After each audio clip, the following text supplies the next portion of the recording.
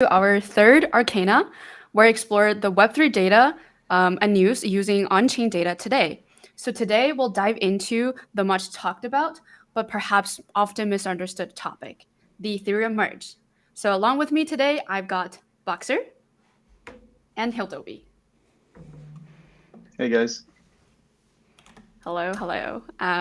All right, so today we'll be covering the ABCs of Ethereum Merge while looking at on-chain data. So we will explain what is the merge, proof of work versus proof of stake, why did it happen, when did it happen, how to track the staking Ethereum, etc. So without further ado, let's go into what is the merge. So the merge refers to the joining of the proof of stake beacon chain with the proof of work mainnet chain. So effectively, the merge transitioned Ethereum from a proof of work powered chain to a proof of stake powered chain. So to understand it, let's look at this visual a little closer.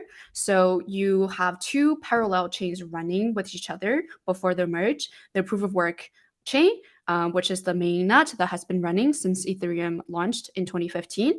And then you have the beacon chain, which was launched around 2020 on the side. So the proof of work chain powers the consensus and also has the Ethereum state data. So all the transactions, the apps are running on top of it, and then it keeps track of the balances in you and my wallet.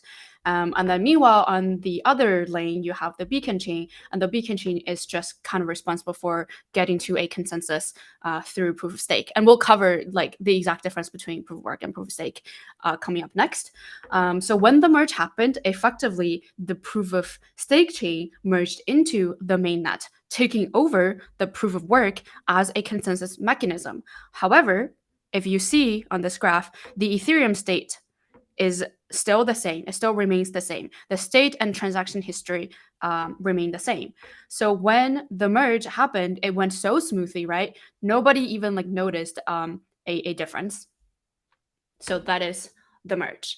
And another thing to notice about the merge is that it split Ethereum into the execution layer and the consensus layer. So basically now you have two parts. The execution layer is responsible for processing all the transactions, keeping track of the state data. So that's the EVM, Ethereum Virtual Machine, that we all often talk about. And then another layer is the consensus layer. It just is responsible for coming to a consensus of what the next block should be. All right, so since the merge transitioned Ethereum from proof of work to proof of stake, let's further understand what is proof of work and proof of stake. So proof of work and proof of stake are basically Sybil resistance mechanism, and together with the longest chain rule, it forms the actual consensus mechanism. So oftentimes we actually just refer to proof of work and proof of stake as the consensus mechanism, but just note that a complete consensus mechanism actually has this other part. It also needs a chain selection mechanism. And here we have, for Ethereum, we have the longest chain rule. Okay, so coming back to Sybil resistance mechanism. What exactly is Sybil resistance? So it's basically solving the age-old problem of how to reach for a consensus when you have a system of decentralized distributed party without relying on a trusted central authority. So basically, it's how do you reach for an agreement on something. So here it would be the state of the Ethereum without really trusting each other. So this is also referred to as the Byzantine generals problem. All right, so if you imagine that you are a general in the Byzantine period, and along with a few other generals and their battalions whom you don't really know each other, so there's like no trust previously, you surround the castle and are ready to attack. But in order to secure a victory, more than half of the army has to attack at the same time. Otherwise, you will not have enough manpower and you will lose. So how do you coordinate the attack with the other generals at the same time? So you can send a messenger to the other generals, you can send a pigeons or whatnot, because you're too far away to really like shout to each other, right? And also you don't, even if you could shout, you don't really want the enemy to hear. But there's no way for you to know that, one, if your messenger arrived safely, where they got killed, or two, like the messenger that came back, you don't know if they are actually the actual messenger or a spy, right? And furthermore, you also can't really guarantee that the general that's responding to your message is a good general, where it could be like a spy general. And from their perspective, they also do not know if they can trust you. So basically, proof of work and proof of stake are both ways that you can reach a consensus without trust. So the ultimate goal here is that we need to trust in the Ethereum case. We need to trust the block, the next block that's being added to the chain, and we need to trust that the chain, the state of the chain, is what it says it is. Without really trusting all the decentralized node, decentralized party in this environment. So normally in life, right, if you need to trust the word of someone without really knowing that person, what do you need? So you need their skin in the game, right? So in the proof of work world, the skin in the game for the miners, so the people who are proposing the next block and attesting for the validity of the word, saying that the block contains valid information. So the skin in the game for them is the mining power. So for the proof of work chain, all the miners are racing to solve the same but really complicated mathematical puzzle. And in order to win, they need to have super powerful computers so that they can be the first to solve the puzzle and win some rewards and add the next block to the chain. And yeah, so these compute powers are not cheap. They're actually very expensive. And so for consistently, if a malicious party wants to consistently propose and add a corrupt block to the chain and maintain that state, effectively they would need to have more than 50% of the compute power for the chain. And that is really hard to achieve. So that is the skin in the game for the in terms of proof of work. And you can already see that in proof of work world, it's very energy intensive because all the miners are racing to solve one same problem and achieving one goal, adding the next block.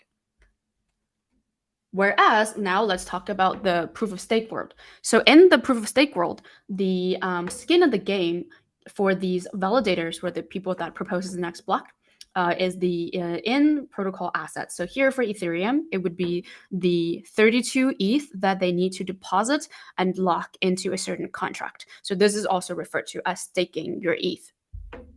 Just a quick note, if you don't have 32 ETH, there are other ways that you can participate, right? There's services where you can pool your ETH, and then if you want the staked ETH to be liquid, you could also participate in liquid staking services. But here we're just talking about the most basic. In proof of stake, you need 32 ETH, and that's your skin in the game. And when you act maliciously, it would be slashed. So the ETH that you deposit and locked and basically staked will be taken away as a punishment. So as you can already see here, it's a much more energy efficient way as opposed to proof of work. But yeah, so that's in essence what's proof of work and proof of stake. They're both ways to help reach an agreement on something in a distributed, decentralized environment without trusting each other. So, as we already alluded to just now, one of the big reasons of why the merge happened, or why we wanted the merge to happen, was a huge reduction in energy consumption. So, according to studies, the energy consumption will be reduced for 99.95%. And this really effectively makes the Ethereum chain very ESG friendly, and it's really great for our Earth. So a second big reason or benefit for this merge is a drastic reduction in the annual issuance of Ethereum, the ETH currency. So according to estimation, it will be close to 90%. So why does this matter, right? So just think back to, not even back, just think about what we're living through now. The US dollar is being super inflated, same thing, the pounds is having problem, the euros is having problems. So you really don't want your currency to be super inflated. So inflation basically is what happens when you have a more supply growth to the currency, and then so each year your currency will be inflated XY percent, and maybe a healthy amount 2%, in the US is the targeted amount, and that's healthy. But when you have too much, like, you really don't want that. So in going back to the Ethereum world, right? So the same thing can also apply. So when you have the supply growth, which is basically the issued ETH minus the burned ETH, so that's the supply growth that's being added to the Ethereum chain.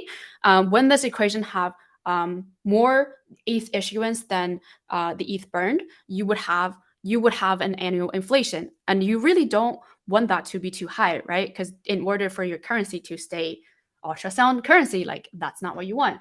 So when the merge happens, this really positions Ethereum in a really good spot. So now Ethereum can achieve this equilibrium, basically, like how much you issue versus how much you burn. So how much you add versus how much you take away can come to an equilibrium. I mean, your money can just maintain not too much inflation and not too much deflation. And that is really good.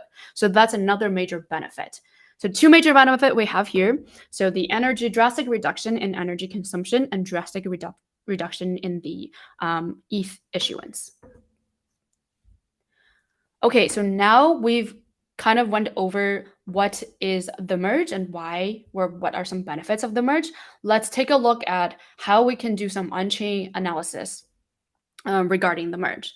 So first thing first, if we want to find out when the merge was going to happen, we can do that. So I'm going to now switch over to a complementary dashboard for this Arcana. So this dashboards are some example analysis that I've put together that we can do regarding the merge on chain. And then we're gonna just go through them one by one. So first, how do we find out when did the merge happen? Let me make this a little bigger so we can all see better. Okay, so the way the merge was determined was that when the Ethereum chain reached a terminal total difficulty of this gigantic number, 5875, this gigantic number, then the proof of stake will take over proof of work as the consensus mechanism, and the merge will happen. Okay, so remember, we're talking about in the proof of work world, we have miners and they're all racing to solve this really difficult problem. So with each of the block that they're trying to add or solve, there's a difficulty level associated. And then when you accumulate all the difficulty levels from the beginning till whenever proof of work ended, that is the total difficulty of the Ethereum chain. So it was decided that when the total difficulty reaches this terminal total difficulty of 5875, yada, yada, yada, then we'll switch over. Okay, so armed with this knowledge, I'm going to just copy paste this over. I'm going to start a new query and make it a little bigger. Okay, so as always, I am going to switch over to Engine V2. Okay, so here I'm going to just comment that's the whole terminal total difficulty that I need. Okay, and then here I'm going to query for the Ethereum chain. And then, as always, I like to just get my select from ready. Okay, so we're analyzing for the blocks. We want to know what blocks did the merge happen, what block did Ethereum start running on the proof of stake chain, and we also want to know the exact timing. So let's query for the Ethereum blocks table, and let's go into the column selection. Okay, so first I want to filter, like, what's my filtering criteria? Where I know that I'm looking for the total difficulty reaches or passes over. So it's greater than or equal to this terminal total difficulty. All right, so with that, I would like to know the block number as well as the exact timing of this. Yeah, so this basically will tell us the block number that the Ethereum chain has reached the terminal total difficulty. So the next block of this the block number that we actually, sorry, just missed something. I only need to grab the first block, right? Like, I don't need to get all the numbers and all the time. So I'm gonna order by the number where the time, either one is fine. They're basically the same, like number increases, the time also increases. So order by one, and then I'm gonna only get the first block that matches my criteria. Okay, so now I'm getting the first block that has reached this total terminal total difficulty, and the block number that I grab here, +1, would be the first block of the new proof of stake chain. So let's grab this number, and let's also go to Etherscan side, and I'm pasting this number that we just got, but instead of 3, +1 is 4. I'm gonna look up that. Ta-da, as we can see, this is indeed the Paris upgrade, aka the Merge.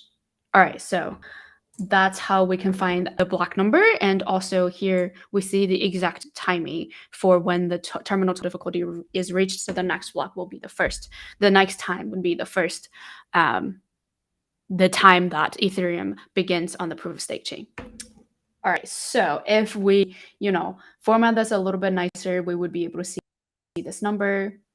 Yeah, and then two other graphs can also help illustrate the point for the merge. So remember, we were talking about the total difficulty. When the total difficulty reaches the terminal total difficulty, the TTD, then the merge happens. So here we already see, this is a graph basically of September, the total difficulty of the Ethereum chain, and we can see that it already gradually reaches the TTD up till September 15th. It completely converges.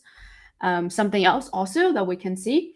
So in the proof of work world, we have the difficulty to basically set for the miners to solve this puzzle. So you see this is the difficulty per block. It kind of varies a little bit, but when the merge happened, it completely cliffed, right? Because there's no longer a need for mining because we're securing the chain through staking. So the difficulty per block just drops to 0, as expected. Okay, any questions? Taking a pause here. Okay, moving on. So second thing that we can solve for ourselves is how much ETH is staked and how many validators are out there. And this is important because we know that now we switched over from proof of work to proof of stake, right? Where the security for the chain is basically how the ETH that we're staked. So I'm interested to see how many ETH are staked, and also the total ETH staked over time and also cumulatively. So how do we achieve for that?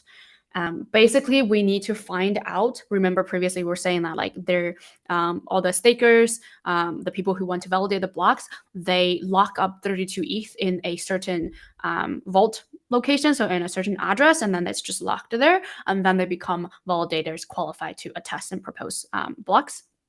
So what we need to do here is to find that ETH2 vault, ETH2 address as the vault that's locking. So I pre-made a quick video just so we can have reference in the future.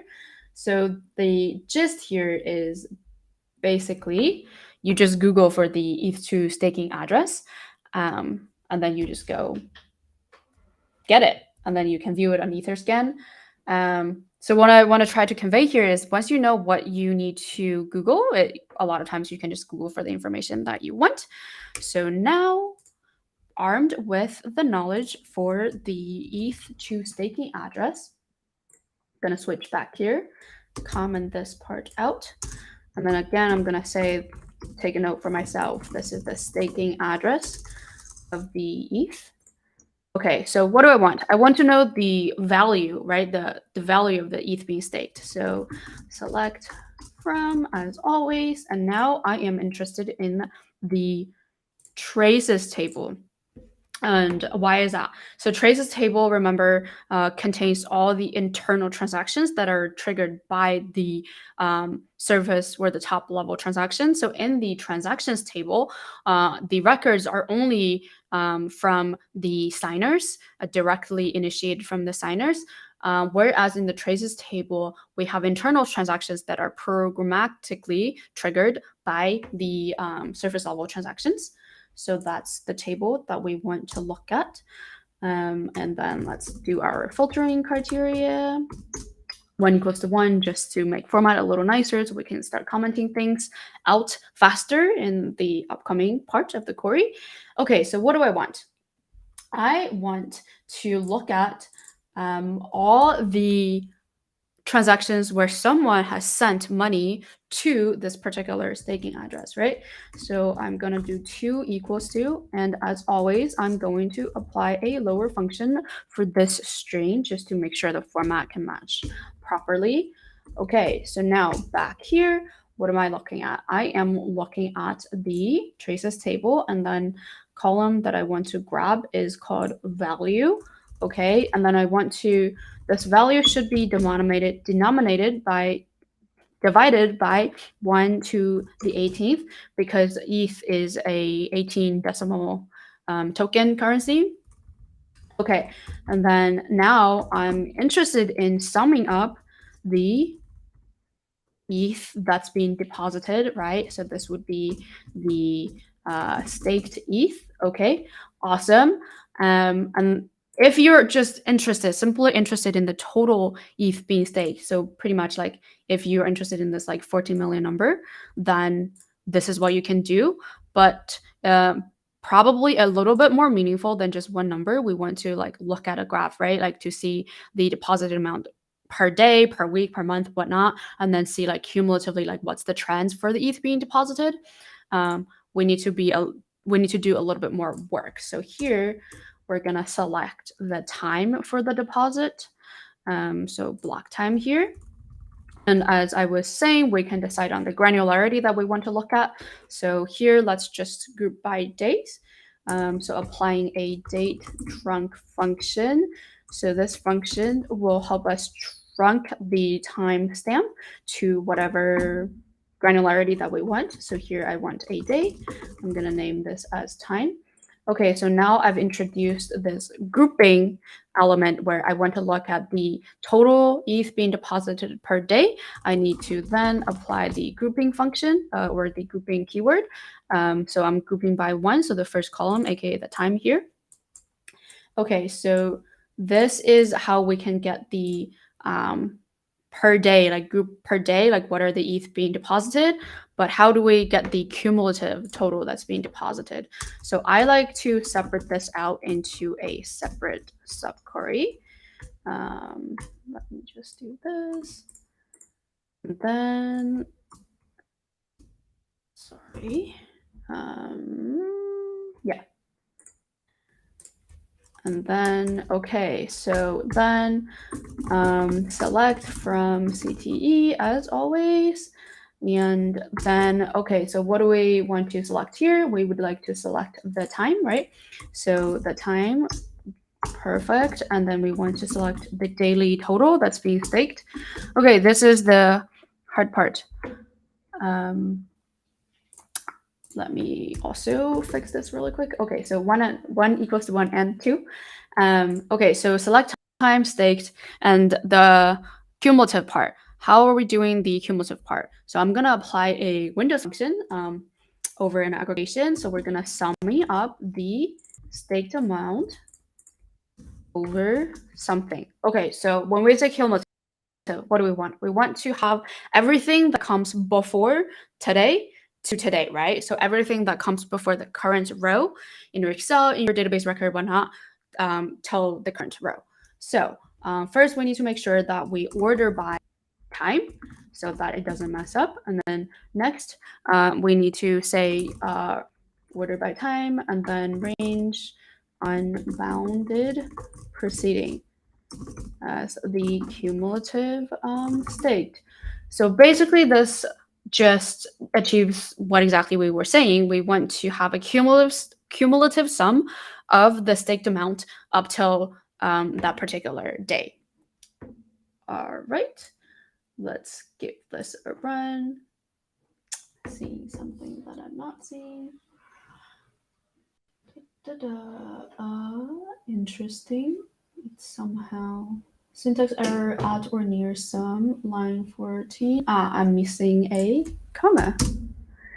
Select from. Okay, let's try this one more time. All right.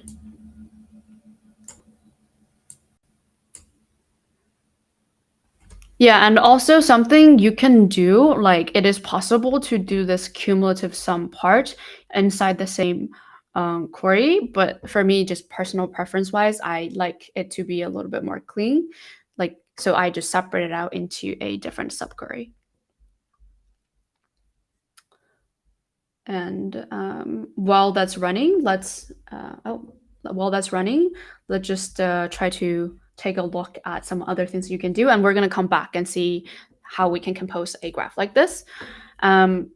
So now we kind of like know how to see the staked ETH over time. If we're interested in the validator over time, it's actually the exact same query where we were just building, except that we are dividing it by 32. Because remember, we were talking about with each 32 ETH, you qualify as a validator. So that's simply what you can do. And actually, the two graphs look exactly the same as expected. But what's more interesting is you might be interested in the distinct staker, or like the unique address that have staked directly, right? So if we want to do that, we can find out the same information from the table. So basically, we are still querying for the Ethereum traces table, and then filtering on the same criteria where this is the ETH to staking address. So the money you deposited and like locked up for now. And then also making sure that it needs to be a successful transaction. I actually kind of forgot to add this part in the previous query. So let's actually add that back.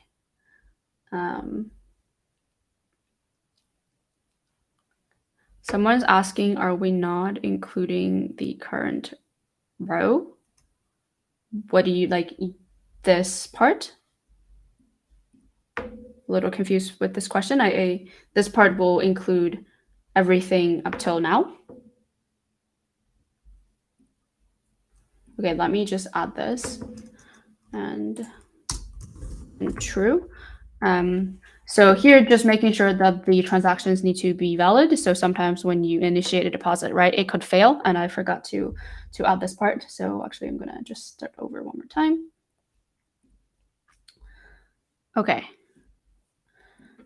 Okay, switching back to the distinct staker address. So same thing, we're gonna filter by the successful transaction that have deposited money into this ETH2 staking address.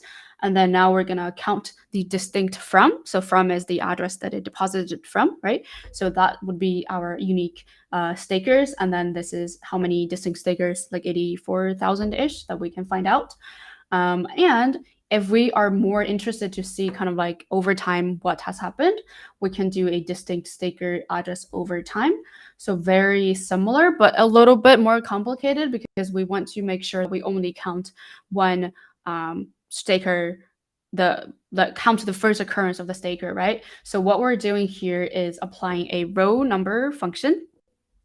So pretty similar, grabbing the block time, grabbing the from as the address of the staker, right? And then we're applying this row number function over. So we're partitioning by the from, order by the block time, and assign a row number. So this effectively assigns a number to the number of occurrence. So if you have 3 occurrences, then you would have 3 rows of like appearance on the result, and then it will say like 1, 2, 3 as your row number. So we just want to grab the first appearance of you as a staker, so we're not double counting. So that is the slightly more complicated part. But yeah, so once you construct this query to grab the time that the staker first staked ETH, with that table, then you can count the from, and then you can aggregate it up by the time, which here I think the granularity is day. So per day, what are the unique stakers that like have entered into this gigantic staking pool in a sense? And then once you have that, very similar logic, you have this the count per day, and then you can sum up that count over cumulatively from the beginning up till now. And then that's how you can derive at this this graph. Okay, someone's asking, how would the results be different if you didn't include the range unbounded preceding part. This is only have order by the block time in window function.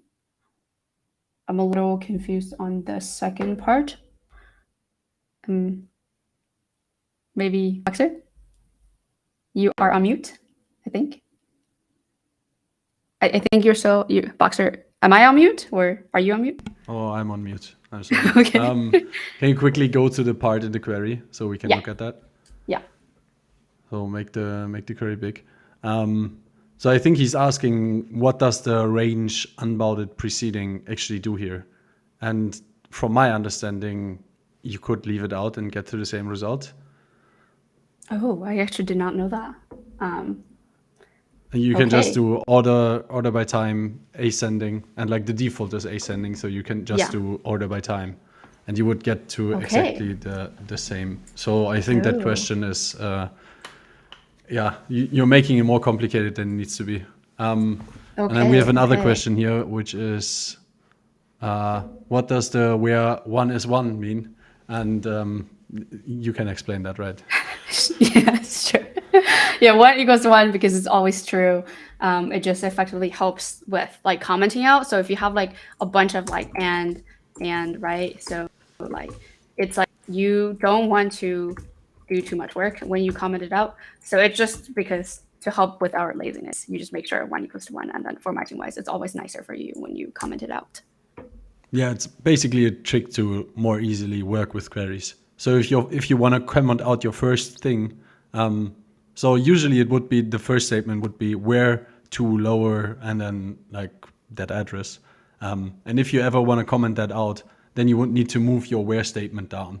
So like by default, all kind of advanced analysts just do a like where 1 equals 1, so that never happens. So you never have to move your where around. It's always where 1 equals 1, and then we just like you can just like use a bunch of end statements.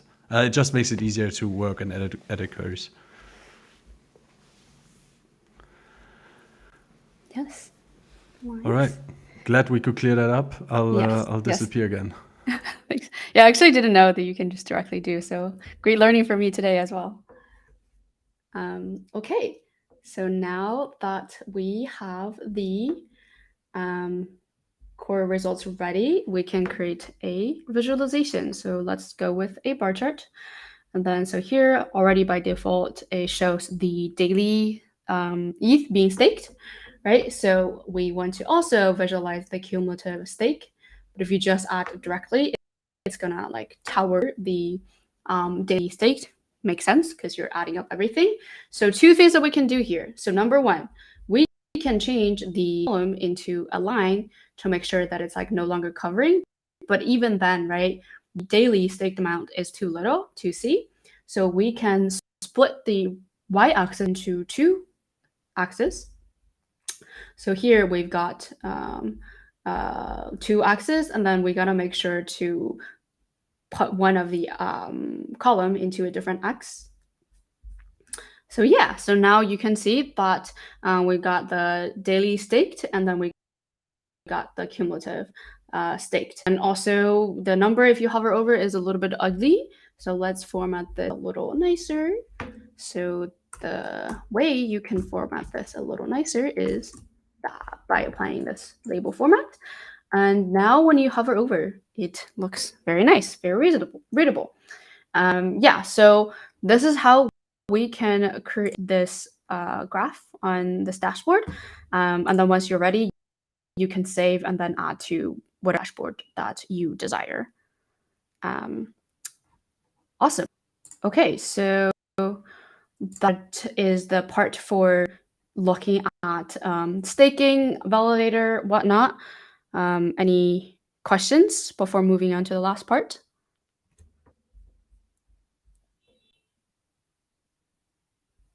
Okay, awesome. Let's look at one more thing. Okay, so here I want to compare the block rewards. How have the block rewards differed since the merge? So just a few caveat or ground rules here. What we're doing here is only looking at the execution layer. So remember remember we were talking about that the merge split Ethereum into the execution layer, the EVM part, and the consensus layer, so the proof of stake part. So we're only looking at the execution layer here. And also, in addition, for anything that is relevant for the mining, so the proof of work era, it does not include the uncle block. So uncle blocks, in brief, is those blocks that are valid. So remember, like all the miners are racing to solve the same problem, and then they can like say, hey, this is something valid that I would like to add to the chain. So, but sometimes if you're not the first, you could result in a situation where like, okay, we have like an actual block, but there's like other blocks. So those are called uncle block. You also can get rewarded for mining that way. So we're not including those uncle blocks here. And also this graph only looks at a timeline for after this upgrade called Constantinople. So effectively in the Constantinople upgrade, you the block reward for mining reduced from 3 ETH to 2 ETH. So like in the beginning it was 5 ETH, and then it gradually dropped to 2 ETH, and then now it's 0 for mining. But yeah, so here is a graph where we're tracking the block rewards on the execution layer, and then the blue area chart represents the net block rewards being that each block have, and then the orange line represents the mining rewards, right? So that's for to reward the miners what the Ethereum chain has issued, and then the purple line here represents the transaction rewards. So if you remember from previous section, like when you want to process a transaction, you need to pay a certain gas, right? So that's kind of like the transaction fee you pay. And you can also also tip miners to make your transactions like faster or whatnot, but just in general, that's the transaction reward. And then also the reddish line that represents the burned ETH per block. So we kind of briefly alluded to this. Since EIP 1559, a new rule was implemented where there's a certain base amount of gas that's being burned. So when we calculate the block rewards, basically we need to take out the burned amount. But yeah, so a few observations we can already see here. In terms of mining, we can see that the mining rewards goes well, and then all of a sudden that it like drops to 0, right? Which is what we would expect because it doesn't happen anymore. Another remark, the burned ETH, obviously it's like 0 all the way until for whenever the EIP 1559 is implemented. And then also in general, seems like the transaction rewards kind of like tracks somewhat nicely with the block rewards in total. But yeah, so this is how you can kind of like play with numbers and like visualize and like discover trends in general. Yeah, so that is all for the kind of like live coding session that we're like kind of like teaching session we're gonna do today. Any questions before we move on to the next part? Not query related questions, but there's a bunch of high level questions about Ethereum issuance and all that good stuff. So I guess stop sharing your screen. We'll bring in hildobby, and we'll see if we can answer those questions. Okay, let's do that. Let me hide my screen. And awesome. Yes, there we are. So we're just gonna go through them chronologically. And where was the first question? Is slashed ETH just burned forever, or is it transferred somewhere? I don't know actually on this. I would say it burned, but I'm not sure. So I don't want to say anything wrong. Yeah, I'm also not sure. I would also assume it's just burned. Since like who would be the logical kind of benefactor of that?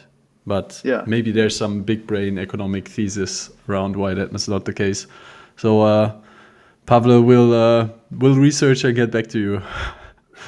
because like there's a lot of stuff which is like beacon chain data, which isn't really accessible for now, and will be after the Shanghai upgrade, hopefully, when you're able to like take out your staked ETH. So that should be fairly interesting once you're able to see all this. Yep. All right. So, what's the difference in difficulty and TTD, which is total terminal difficulty, I think? Yeah. I mean, I just see them as the same thing. It's probably yeah. I mean, it's current block difficulty. It's I don't really see what the difference is. It's just naming, I guess. Yeah, I feel like it's just a terminology. Each block has its own difficulty, and then cumulatively you have the total difficulty of the chain, and then the TTD, the terminal total difficulty, is just an arbitrary number where at that terminal total difficulty will switch over from proof of work to proof of stake. So terminology differences, basically referring to the same thing-ish. Okay. The next question was, can we tell the percentage of total ETH that are staked? And maybe if you can quickly slide your screen back in. So I think he's talking about like how much ETH are staked, and then how much ETH are staked in, how much percent of ETH that exist in total are actually staked. And I remember there was like a big debate about like nobody can even calculate the ETH supply since it's fairly complicated. So I guess you could kind of make like a estimate on Dune, but actually getting to the exact number could be kind of hard. That's what I do, like estimate the current supply on like, I use Etherscan to see the latest every once in a while, and then I calculate what you can calculate, but you can't see for now ETH rewards, ETH2 rewards. Basically, you can't really calculate those. It's on beacon chain data, so you can calculate how much is burnt, but you can't see how much is how much new ETH is issued, basically. So that's again something that I think post Shanghai upgrade we should be able to have like going forward a reliable way to like see the ETH supply. But historically it's tough as well for now. Yeah. Can you expand on or double click on the Shanghai upgrade? Like, do you have any? Is that when the execution layer and validator, like I guess they don't merge, but the beacon chain data will actually be available on the main chain? Is that kind of the case? Exactly. Yeah, I think that's it. And then there is also like it's very weighted because that's when the people are going to be able to unstake. So that should be fairly interesting. Yeah, there's a bunch of EIPs as well, which just like every upgrade, there's a bunch more EIPs, and I don't know all of them, but I'm sure. I think Tim Bako should be the guy to follow if you really want to look into all these upgrades and follow exactly Ethereum development. Yeah, I think that's all there's some hi hildobby. Hello. But I think that's it for the questions from the chat for now. But I think Jackie has some more general questions about the merge as well.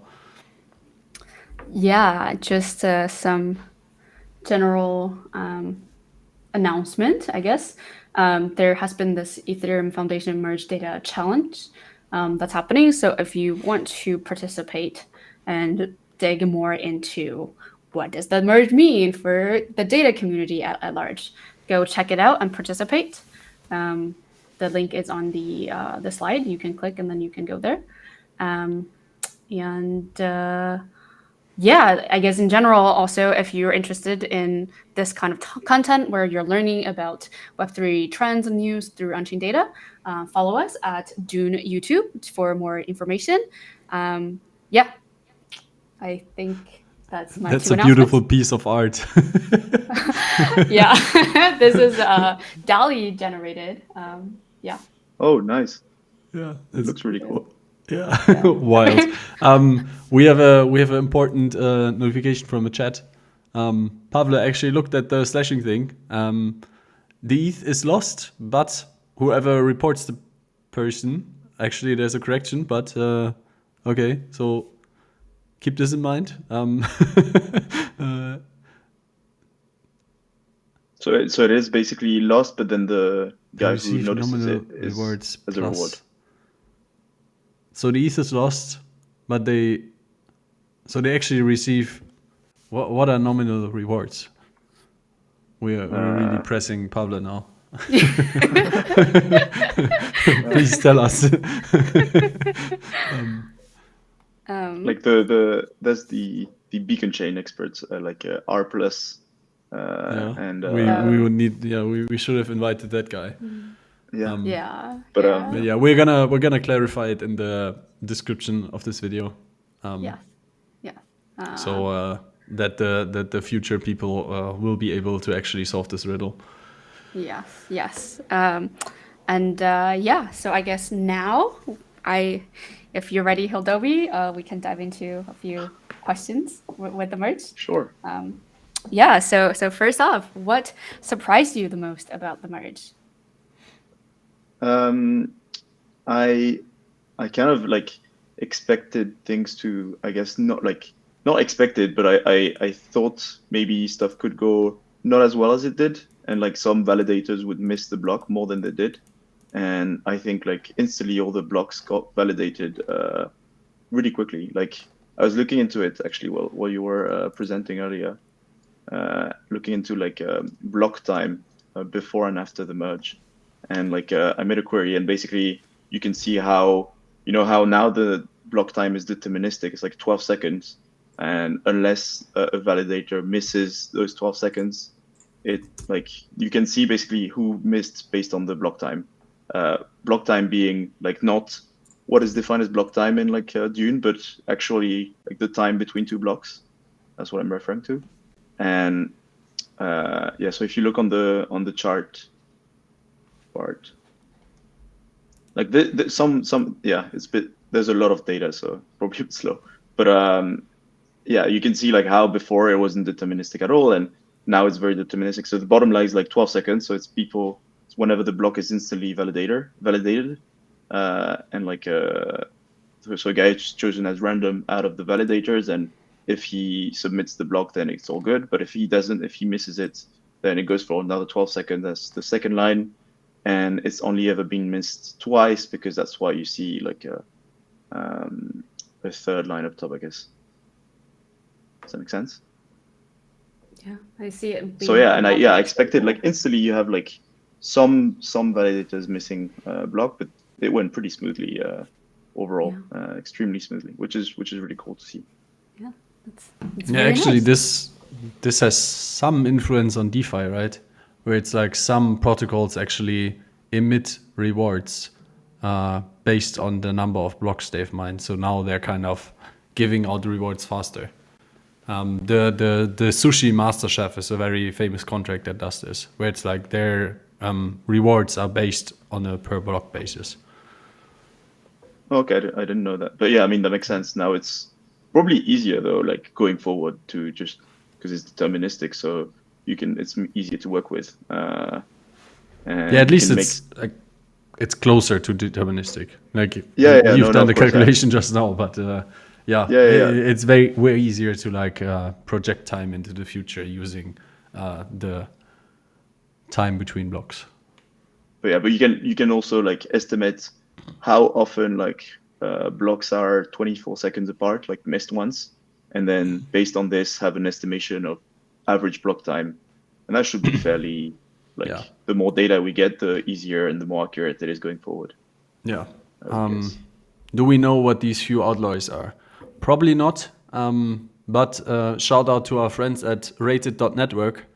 They're doing validator analysis. They're rating machines. So if you want to dive into the data of the validators, you can I can post it into the chat here. Rated.network. I think that's the link. Let me double check. Yeah. So if you actually want to look at the reputation of these machines, and machines in this case being beacon chain validators, do visit that website. All right. Awesome. Next question. So, in this post-merge world, what are you most excited about? Well, for me, like I think the most exciting is especially post Shanghai upgrade, because like a lot more data is going to come, and validator data is pretty cool to look into. I'm really curious on that. For now, I haven't looked into a lot of data. I think the MEV has been what's trending most on Twitter post merge as like new data to look into, really. And then I have some like Ethereum overview dashboard and staking dashboards where I need like supply calculation. And on those, I need to change how I calculate it, because before it was like deterministic 2 ETH per block plus some reward and stuff. And now there's no longer those 2 ETH. There's still the burned part, but we're missing the issuance still from the beacon chain, which will come at a later point. So for now, I just take a snapshot of like the number based on like Etherscan plus add a small calculation so that it like accurately somewhat does it going forward. But every once in a while, I update it to make sure like the estimation is very close to the truth. Nice, nice. Yeah, it would be really nice when we can get the consensus layer, the beacon chain data on, and then we can do even more stuff. Yeah. I think to be honest, like as an analyst lately, I've been diving mostly into like taking advantage of like Dune V2, looking into cross-chain stuff, looking into more historical data, like higher time frames and everything, and reworking a bunch of my dashboards that I made before. So that's been my main focus even pre-merge. So once once I get this out of the way, I'll probably look more into the merge. But yeah, I see. yeah, I think there's huge opportunity though to look into it, and like the Ethereum Foundation has pretty big bounties for it. So I really encourage like people to do this and submit it to them. I won't be participating. I'd rather have like smaller wizards and like people like this who like get to be showcased through this, I guess. That would be really cool. Yeah, nice. Well, I'm asking away all these questions. If anyone on the chat, you have like questions for hildobby directly, feel free to type them in the chat, and then we will switch over. But as I'm asking the questions, so you mentioned you've been working on some other project. Anything that really excites you that you can share with us that you particularly want to highlight? I mean, yeah, sure. There's this one I was working on this morning. I was showing to Boxer. It's like I'm working on like a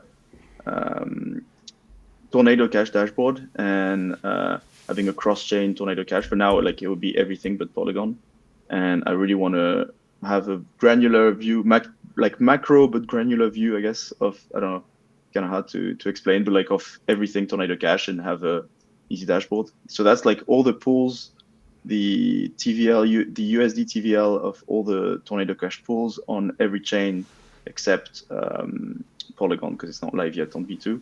And you have like a toggle where you can switch between either individual chains or all L1s or all L2s and stuff like this. Yeah, I don't know. I'm very interested in looking into Tornado Cash data. And then my biggest focus actually lately has been like reworking from the ground up like all NFT.trades data and making it including more stuff. There's a lot to work on there, like even royalties, wash trading, but applying that to all marketplaces. Yeah, and basically, like I have a chart that's been that a few people have used lately on Twitter and stuff, and in articles, and I'm reworking that to include more data and be more accurate, because it's missing some marketplaces which lately I've done quite a bit of volume, like X2Y2 and SudoSwap, for example, which make it seem like the overall volume is probably lower than it actually is, because those are missing, and they weren't there during like the January when stuff was high. but they're there now and they have a significant portion of the volume, so it kind of changes thing a bit. Yeah, yeah. I think here at Doom, me and Voxer are both super excited about this whole spell book, including, um, NFT.trades. Because for me, I feel like for the first time in history, like all the wizards, all the data people in the crypto, the Web3 world, like we're like working toward like the same goal. Like I remember us talking about like wash trading stuff, but now it's like, is it implemented part of the spell book, right? So like now everyone can just like go from there. It's like the same set of standard, and this, I don't know, that's really excites me about like as a data person in the space. I'm Yeah, really looking forward to it's seeing not implemented yet, but it's in the PR. It's like okay, it's almost there. it's an open PR that I'm working on, and I think it would be cool also to. There's probably something similar to be done about dex trades, where there's some weird actions going on as well. Where I don't know. There's always some wash trading because there's some token reward somewhere that most people don't know about, but this specific project has, and a few whales are taking advantage of. And I think there's a similar thing to apply on dex trades. But yeah, what I'm doing is like a table that'll be available where you can join on NFT.trades, and for each of them, based on like a few criteria I outline, I'll talk about later on Twitter and stuff. Like it filters between, is it a wash trade based on my criteria or is it not? And it's available to everyone, and I think that should be fairly interesting.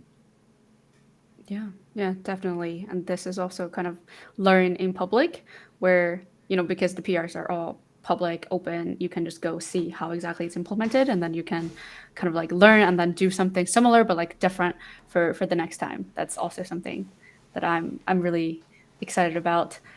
Speaking of which, there's just like so many things that you can, look at in the space, learn, fall into the rabbit hole. So many holes to fall into. What advice do you have for new, I guess, Web3 data analysts that just come into space, to see like which direction they can go into? So I think that goes a lot into like the panel we had at DuneCon, basically. The advice is it's always the same. Is at first you're like, you have a smaller reach as an individual, so you want to grow that reach probably, and starting with protocols that you're interested in, and you see some stats missing that you can help with, and sharing those within, I don't know, protocols or communities or whatever, kind of is a good way to start like growing as an analyst. That's how I started. That's how Boxer started. And a lot of people did this as well. So yeah, I think starting from a community, making sure like you're providing really cool stats, and making sure as well that you're actually providing valuable info and not just rehashing stuff that's already out there, because it's nice for you to learn how to use stats, but it's not going to get you much attention if that's what you're looking for. And yeah, I think once if you provide good stats that protocols like and had not seen before, they'll like generally appreciate it. I've had like retroactive rewards that way and stuff like this. So I think that goes a long way, even for recruiting. Like it could be a really good step to get you recruited within that project. I think that's what like a lot of wizards have, this kind of path into recruiting. Nice, yeah. Also, but it's probably like slightly more complex if you're starting out, but there's the dex trades migration onto V2, which is live, and there's some bounties for it. So you guys know more about this than I do. All bounties are taken. But I already found 10 people. Whoa. But yeah, there will be new ones in a couple of days.